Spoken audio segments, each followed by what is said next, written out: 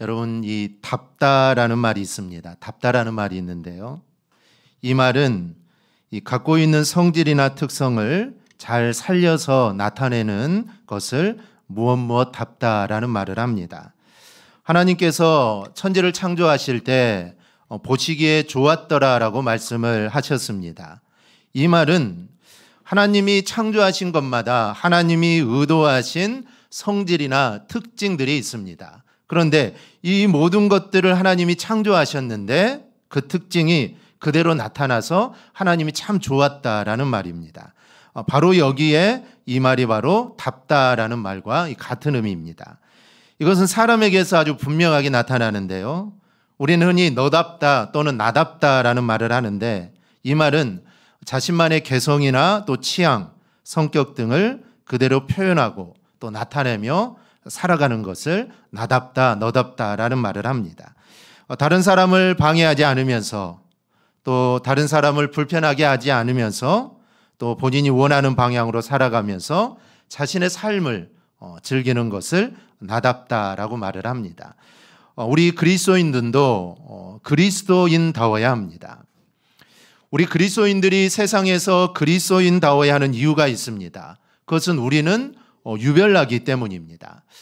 모든 종교는 인간이 만든 종교입니다. 그래서 종교마다 조금씩 다르긴 하지만 그래도 조금의 특색이 있지만 그래도 대동소이합니다. 즉 비슷비슷하죠. 즉 거기서 거기입니다. 왜냐하면 인간이 만들었기 때문이죠. 그런데 기독교는 다릅니다.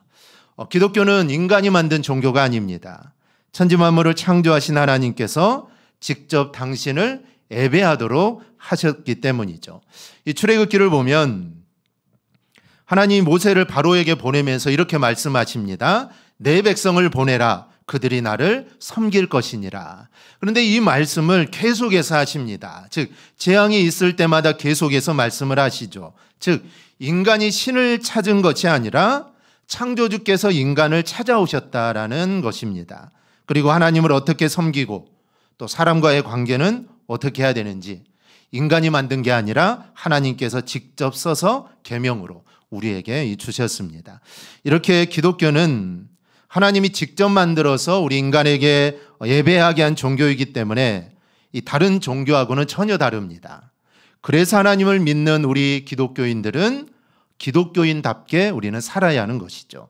1907년 세계 영화계의 인기를 독차지했던 영화가 있습니다. 아마 다 보셨을 텐데 이 타이타닉이라는 이 영화입니다. 이 영화는 실제로 있었던 일을 바탕으로 해서 만든 영화입니다. 당시 최고의 호화 유람선 그리고 정말 그 당시 최고의 유람선이었던 이 타이타닉호가 빙산과 부딪혀 침몰을 하게 됩니다. 그때 선장이었던 에드워드 존 스미스는 승객들의 안전한 구조를 위해 최선을 다한 후에 배와 함께 최후를 맞이하게 됩니다. 그는 물이 차오르는 그 배에서 조타수를 끝까지 잡고 있었는데 그 모습을 본 사람들은 그의 실수보다 배를 끝까지 책임지라는 그 책임, 그의 책임 있는 행동 때문에 지금까지 사람들은 그를 영웅으로 그렇게 여기고 있습니다. 그의 고향인 리치필드에 있는 그의 동상에는 그가 마지막 한 말이 적혀 있는데 영국인답게 행동하라 라는 말이 새겨져 있습니다. 또 다른 이야기가 있습니다. 어느 날 이 알렉산더 대왕이 전쟁 중에 큰 잘못을 한 병사를 최종 신문을 하고 있습니다. 그래서 네 이름이 무엇이냐라고 묻죠. 그 병사가 자신의 이름은 알렉산더라고 합니다.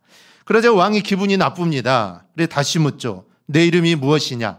그러자 제 이름은 알렉산더입니다 라고 대답을 하죠. 그러자 왕은 매우 불쾌한 표정으로 병사에게 말합니다. 제군은 이름을 바꾸든지 아니면 그 이름답게 행동하라 라고 이렇게 말을 하죠. 즉 알렉산더 왕 자신의 이름과 같았기 때문입니다. 그러니 너는 그 이름값을 하면서 살라라는 것이죠. 영국인답게 행동하라. 알렉산더라는 이름답게 행동하라. 과연 이 말이 우리에게 무엇을 말해주고 있습니까? 우리는 크리스천입니다. 그렇다면 우리는 크리스천답게 우리는 살아야 합니다.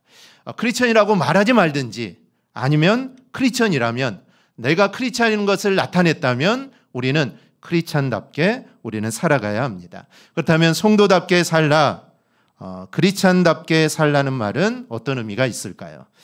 안타깝게도 지금 세상은 이 크리스찬이라는 이름에 플러스 점수를 주지 않습니다. 우리가 영화나 드라마를 보면은 기독교는 항상 부정적인 의미로 이렇게 묘사가 됩니다. 그래서 남을 속이고 들쳐먹고 훔쳐먹고 아니면 자신의 신앙으로 다른 사람들을 아프게 하고 괴롭히고 이런 모습으로 영화나 드라마에 많이 소개가 됩니다. 그래서 그런 것을 보는 또 사람들은 기독교에 대해서도 부정적인 입장을 갖게 되는 것이죠. 그래서 요즘은 기독교가 지금 믿는 사람들이 세상에 별 영향을 끼치지 못합니다. 그러면 왜 이렇게 되었을까요? 여러 가지 이유가 있지만 우리가 그리스도를 위하여 조금 더 손해를 보지 않으려고 하기 때문입니다. 오히려 기독교, 즉 내가 예수 믿는 것을 가지고 자신의 출세와 이익의 도구로 삼으려고 하는 사람들도 적지 않습니다. 그러다 보니 기독교가 세상 종교와 똑같아져 버린 것이죠. 이 다른 점이 없습니다. 이 그리스도인의 이름은 어디에서 처음 불려졌을까요? 안디옥입니다. 안디옥이라는 지역에 처음 불려지게 되었는데 그때는 그 안디옥이라는 지역의 환경이 그렇게 좋을 때가 아닙니다. 기독교인에 대한 핍박이 이제 막 시작이 될 때죠. 그런데도 그리스도를 믿는 사람들은 다른 사람들과 다르게 한마디로 튀는 행동을 했다라는 것이죠. 도둑질이 만연하고 종에 대한 살인이 당연시되었는데도 그리스도인들은 도둑질도 안 하고 살인도 하지 않습니다. 종이 잘못하면은 거의 대부분 죽이는 게 다반사인데 종을 종으로 여기지 않습니다. 여성을 차별하는 거 당연한 시대죠. 그런데 여성을 차별하지 않습니다. 교회에 오면 종이든 아니면 여성이든 주인이든 다 상관없습니다. 그냥 모두 다 형제자매죠. 종을 떠나서 주인을 떠나서 여성을 떠나서 그냥 모두가 평등합니다. 형제라고 자매라고 부르죠. 이러한 모습을 보면서 안디옥 교회에 다니는 사람들을 그 세상 사람들은 새로운 시각으로 바라보게 됩니다. 유대인과 같은 줄 알았는데 다르다는 것이죠. 그래서 그리스도인이다라고 이름을 붙여주게 됩니다. 우리가 그리스도인답게 살려면 내가 먼저 그리스도인이라는 이런 확실한 정체성을 우리는 드러내야 합니다. 지금 우리는 신앙 때문에 박해를 받는 일이 거의 없죠. 근데 초대교회 당시에는 기독교에 대한 핍박이 아주 심했습니다. 이 사도행전에서 보여주는 핍박도 아주 참혹했는데 이거는 이제 시작에 불과합니다. 그 뒤에는 더욱 무서운 핍박들이 따라오게 되죠. 그래서 초대 기독교인들은 처음에는 유대교 율법주의에 의해서 박해를 받습니다. 왜 율법을 지키지 않느냐라는 것이죠. 거기에 대해서 많은 핍박을 받죠. 그러다가 위에는 이제 로마 제국에 의해서 아주 광범위하게 핍박을 받습니다.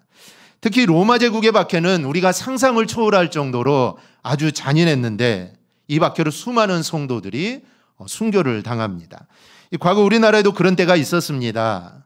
구한말에 끔찍한 박해를 당했고 또 일제시대나 유교를 겪는 과정에서 무서운 박해를 당했습니다. 그리고 북한은 지금도 예수 믿는 것 때문에 정말 많은 핍박을 당하고 있죠. 그래서 성경을 가지고 있는 것만으로도 잡혀가게 되고 수용소에 끌려갑니다. 예배드리다가 걸리면 이거는 사형감이죠. 정말 그런 어려운 속에서도 북한은 지하에서 하나님께 예배하고 찬송하고 그러고 있습니다. 정말 믿을 수 없는 상황이고 도저히 신앙을 가질 수 없지만 이 신앙이라는 것이 한번 우리의 심령에 들어오면 이거는 떨쳐낼 수가 없는 겁니다. 그래서 어떠한 핍박과 고난이 오더라도 정말 내가 죽는다 하더라도 그 신앙을 지켜나가게 된다는 것이죠. 그래서 초대교회도 그런 신앙으로 수많은 사람들이 순교를 합니다. 근데 지금 우리는 그런 박해를 우리는 추억으로만 간직하고 있죠. 지금은 예수 믿는다고 해서 누가 뭐라고 그렇게 하지 않습니다.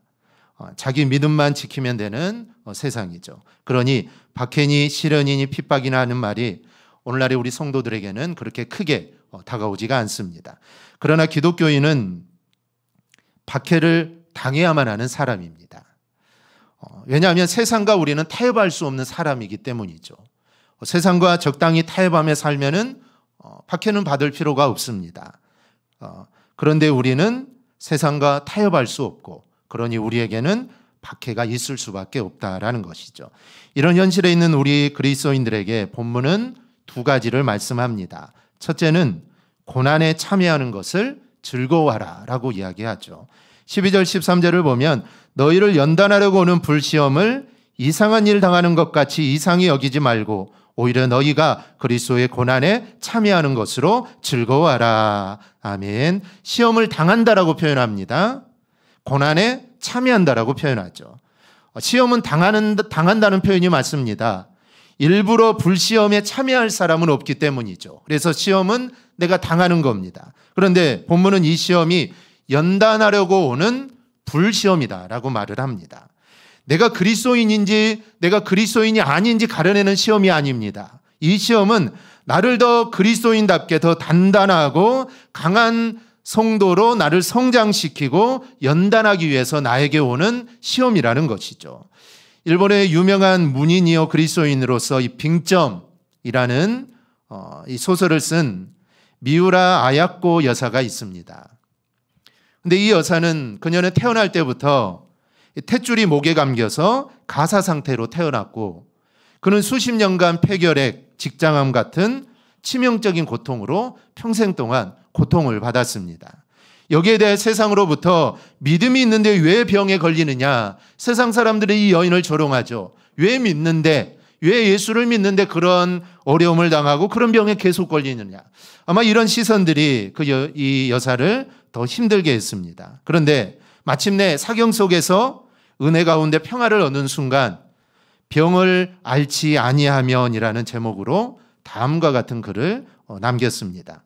병을 앓지 아니하면 드릴 수 없는 기도가 있고 병을 앓지 아니하면 믿을 수 없는 기적이 있으며 병을 앓지 아니하면 들을 수 없는 거룩한 말씀이 있다. 또 병을 앓지 아니하면 가까이 나아갈 수 없는 성소가 있고 병을 앓지 아니하면 바라볼 수 없는 거룩한 얼굴이 있다. 한마디로 우리 성도들은 고난과 시련을 통해 더욱더 하나님께 가까이 나아간다는 겁니다. 그리고 고난을 통해 우리의 믿음이 여러분 성장하게 됩니다. 그러므로 우리가 기억해야 될 것이 있습니다.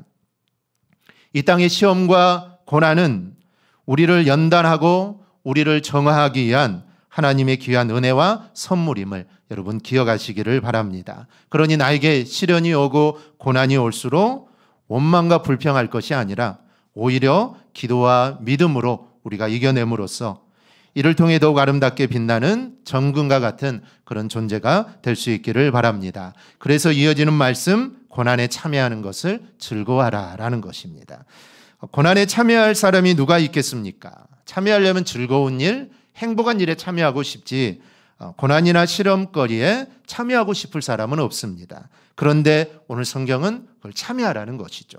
그 이유가 나를 연단하기 때문이고 나를 더욱더 굳건한 믿음의 사람으로 만드는 것이 이 고난이기 때문입니다. 그리고 이 고난에 참여하는 사람은 그리스도와 함께 영광에 참여하게 됩니다. 그래서 그리스도의 고난에 참여하라는 것이죠. 그래서 이 사도 바울은 이 골로새서 1장 24절에서 이렇게 말합니다. 나는 이제 너희를 위하여 받은 괴로움을 기뻐하고 그리스도의 남은 고난을 그의 몸된 교회를 위하여 내 육체에 채우노라. 즉 사도 바울은 너희를 위하여 받는 괴로움 그리고 교회를 위해 내가 당하는 어려움 이거를 기뻐한다는 겁니다. 이게 즐겁다는 것이죠. 이것이 바로 그리스도의 고난에 참여하는 우리의 모습이어야 합니다. 바울은 자신의 숨이 끊어지는 그 순간까지 고난 속에서 살았습니다. 그런데 사도 바울은 이 고난을 내가 주님의 일을 내가 대신하는 거라고 생각을 했습니다. 그래서 사도 바울은 고난 속에서 기뻐할 수 있었던 겁니다. 여러분 내가 주님의 일에 참여한다면 얼마나 좋겠습니까? 이거는 주님이 하지 못한 일이 아닙니다. 주님의 십자가의 사역은 완벽하죠. 이 말은 주님이 이루지 못한 일을 사도 바울이 한다는 게 아니라 내가 정말 주님의 일, 복음을 전하고 이 복음이 세상 끝까지 전해지는 일, 이 일에 내가 참여하고 이 일에 함께하는 거 이게 나에게 고난은 오지만 이게 너무나 기쁘다는 겁니다. 주님과 함께하기 때문이고 주님이 정말 원하시는 일을 내가 하고 있기 때문에 나는 정말 기쁘다는 것입니다. 그 기쁨으로 사도 바울은 수많은 고난을 이기고 그 사역들을 감당한 겁니다. 그래서 베드로 사도도 역시 16절에서 이렇게 말합니다. 만일 그리스도인으로 고난을 받으면 부끄러워하지 말고 도리어 그 이름으로 하나님께 영광을 돌리라. 그리스도인으로 고난은 그리스도의 이름을 위하여 받는 고난을 의미합니다. 이는 베드로 자신의 수치인 그리스도를 부인한 사건을 암시합니다. 베드로는 그리스도께서 잡히실 때 그는 자신이 예수의 제자라는 것이 부끄러웠습니다. 그래서 주님을 모른다 했고 저주하고 맹세하면서 부인했던 것이죠.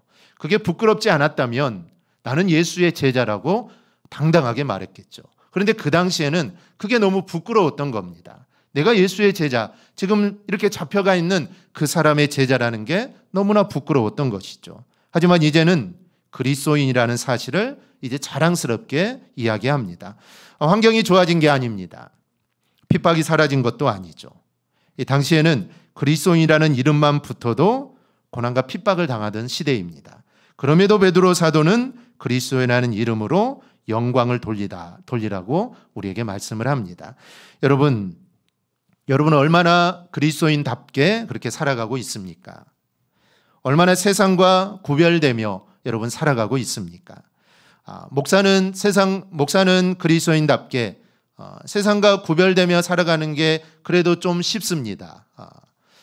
이게 직업이기 때문에, 목사이기 때문에 뭐 그런 상황이 많이 오지도 않고 그러기 때문에 내가 목사요, 나는 목사입니다. 세상과 구별되며 그리스도인께 사는 게 그래도 목사는 좀 자유롭습니다. 하지만 우리 성도들은 이게 그렇게 쉬운 일이 아니죠. 세상에 살아가면서 내가 장로요, 내가 권사요, 내가 집사요, 내가 성도요라고 자신 있게 말하면서 사는 게 쉽지가 않습니다. 왜냐하면 말했으면 책임을 져야 하기 때문이죠. 내가 목사요라고 말했으면 목사의 책임을 져야 합니다. 내가 장로요, 권사요, 집사라고 말을 했다면 그 이름에 맞는 책임을 져야 하기 때문에 이게 쉬운 일이 아니라는 것이죠. 하지만 그래도 나는 그리스도인이라는 것을 우리는 세상에 알려야 되고, 그리고 그 모습의 삶의 책임을 지고 우리는 살아가야 합니다. 만약에 그리스도인으로 특징이 없으면 고난도 없고 핍박도 당연히 없습니다. 그리스도인이라는 것 때문에 손해보는 것이 있어야 여러분 성도답게 살고 있는 겁니다. 우리가 세상을 살다 보면, 아니 또 직장 생활하다 보면 손해보는 일들이 생기죠. 그럴 때 내가 노력하면 손해를 안 볼 수 있습니다. 그렇게 하려면 다른 사람을 모략해야 해야 하죠. 하지만 믿는 우리는 손해보는 일을 여러분 오히려 즐거워해야 합니다. 그러면 안디옥 교회 성도들이 그리스도인이라 불렸듯이 우리도 크리스찬이라고 불려지게 될 줄 믿습니다. 만약에 그렇게 불려진다면 여러분 얼마나 행복하겠습니까? 직장에서 이 사람은 장로요, 권사요, 집사요, 예수 믿는 사람이다 라고 불려진다면 여러분 얼마나 행복하겠습니까? 그 사람이 인정해 주는 것이죠. 실제로의 삶과 그들의 행실이 일치하는 겁니다. 장로의 삶과 일치하고 권사 집사인데 삶이 똑같다라는 것이죠. 그러니 이게 우리에게 얼마나 행복하겠습니까? 그리고 이 모든 것들은 우리가 당장 손해와 고난을 당하지만 나중에는 큰 상급으로 바뀌게 됩니다. 이 사실을 기억하고 우리가 주님을 위해 당하는 고난을 즐거워하며 살아가기를 축복합니다. 둘째로 죄를 짓고 고난을 받아서는 안 된다는 말씀입니다. 15절에 보면 너희 중에 누구든지 살인이나 도둑질이나 악행이나 남의 일을 간섭하는 자로 고난을 받지 말라라고 합니다. 살인, 도둑질, 악행, 이거는 설명하지 않아도 알겠죠. 이런 것들을 하고 고난을 받아서는 안 된다는 겁니다. 그럼 남의 일을 간섭하는 자는 어떤 의미일까요? 이 말을 쉽게 설명하면 다른 사람에게 속한 것을 엿보거나 들여다보는 사람이란 뜻입니다. 세 가지 측면이 있습니다. 첫째는 남의 재산에 대해 탐욕을 품는 것을 말합니다. 이런 마음을 품고 죄를 지어서 고난을 당해서는 안 된다라는 것이죠. 둘째는 다른 사람의 일에 지나치게 흥미를 품는 것을 말합니다. 예를 들어서 쓸데없이 참견하거나 간섭하는 것, 또 잘못된 비판을 가하거나 또 잘못된 중재를 해서 다른 사람에게 손해를 입히는 것을 말합니다.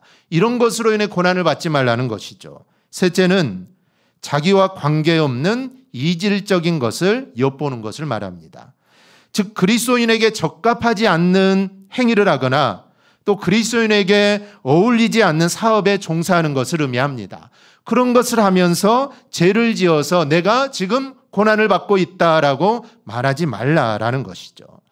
사람이 살면서 어려움을 당하지 않을 수는 없지만 그 어려움이 신앙에 반하는 행동이나 일 때문에 내가 만약에 당한다면 우리는 부끄러워할 줄 알아야 합니다. 성도로서 마땅히 받아야 할 고난을 우리는 받기는 즐거워해야 되지만 이거는 성도로서 받는 고난이 아니죠. 내 잘못으로 인해 내가 잘못된 처신으로 인해 내가 그 일로 인해 고난을 받게 된다는 것이죠. 그런 고난은 절대로 받지 말라라는 것입니다. 대신에 마땅히 받아야 할 고난들은 즐겁게 받으라는 것이죠. 회피해서는 안 되고 적극적으로 받아야 됩니다. 그리고 그 일이 그리스도의 영광에 바로 참여하는 길입니다. 초대교회 성도들은 그리스도를 위해 받는 고난을 그들은 회피하지 않았습니다. 적극적으로 참여했죠. 그들은 사자밥이 되었고 화형을 당했는데 그들은 사자밥이 되고 화형을 나가는 그 길을 마지못해 가지 않았습니다. 그들은 당당하게 나갔죠. 그들은 당당하게 사자밥이 되었고 그들은 당당하게 화형을 당합니다. 그들이 그럴 수 있었던 것은 하늘나라에 대한 소망이 있었기 때문이고 그리스도 영광에 참여하는 길임을 자신들이 알았기 때문에 그들은 기쁨으로 그 일들을 행했던 겁니다. 오늘 우리에게 이러한 고난은 없지만 우리도 주님을 위해 당하는 고난을 절대로 회피해서는 안 됩니다. 오히려 즐거워하고 여러분 기뻐할 수 있기를 바랍니다. 반대로 죄로 인한 고난은 부끄러워할 줄 알아야 하고 죄 짓는 일에는 아예 거리를 두어야 합니다. 이 두 가지를 함께 가지고 있을 때 그 사람의 삶을 통하여 하나님께서 영광을 받으시게 됩니다. 그리고 이러한 삶이 마지막 날에 상급이 되는 고난입니다. 우리 모두 오늘 말씀을 마음에 새기고 주님을 위해 당하는 고난을 기쁨으로 여기고 또 죄로 인해 당하는 고난은 절대로 짓지 않는 우리 성도들이 되기를 주님의 이름으로 축원합니다. 아멘. 우리 찬양 함께 하겠습니다.